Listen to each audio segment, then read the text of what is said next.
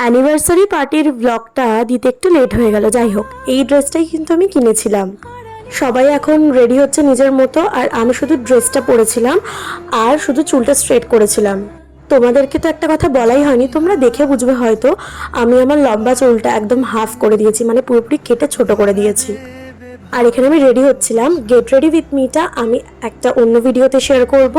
আর বলো তো আমাকে কেমন লাগছে, সবাই কিন্তু কমেন্ট করে জানাও। আর এই ড্রেসটাও কেমন সেটাও কিন্তু কমেন্ট করে আমাকে জানাও। আর আমার শর্ট হেয়ারে বেশি তোমাদের ভালো লাগছে নাকি লং হেয়ারে ভালো লাগবে সেটাও কিন্তু জানাবে।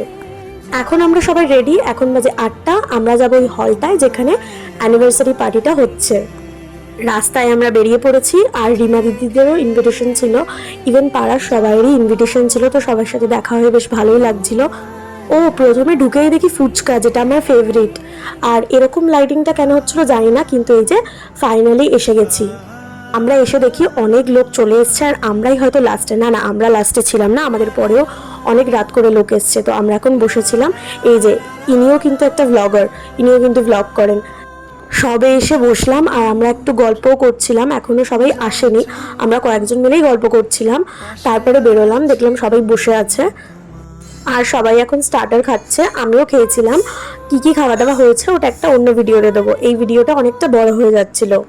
আর এখানে আঙ্কেল আর আন্টি কেক কাটছিল, ভীষণ সুন্দর লাগছিল। আর অ্যারেঞ্জমেন্টটাও খুব ভালো করে করা হয়েছিল। আর ডেকোরেশনটা নিয়ে তো কোনো কথাই হবে না, খুব সুন্দর হয়েছিল। আমি কিন্তু খুব এনজয় করেছিলাম সেই দিন, আর আশা করছি সবাই এনজয় করেছিল। এখন বাজে 11:30। আমরা গেছিলাম খেতে, অনেকটা লেট হয়ে গেছিল। আর এখানে ওর দিদি ওকে খাইয়ে দিচ্ছিল, তো আমি ভিডিওটা করছিলাম বলেও রেগে যাচ্ছিল। যাই হোক, খাওয়া দাওয়া কমপ্লিট হয়ে গেছে। আমরা বাড়ি গেছিলাম হচ্ছে 1টার সময়। হ্যাঁ, আর লাস্টে দেখো কি করছিল বেলুনগুলো নিয়ে। এত সুন্দর করে ডেকোরেশন করার কোনো মানে হয় যদি লাস্টে এই রকম করে। আজকের ভিডিওটা কেমন লাগলো তোমরা সবাই জানিও। আজকের মতো টাটা।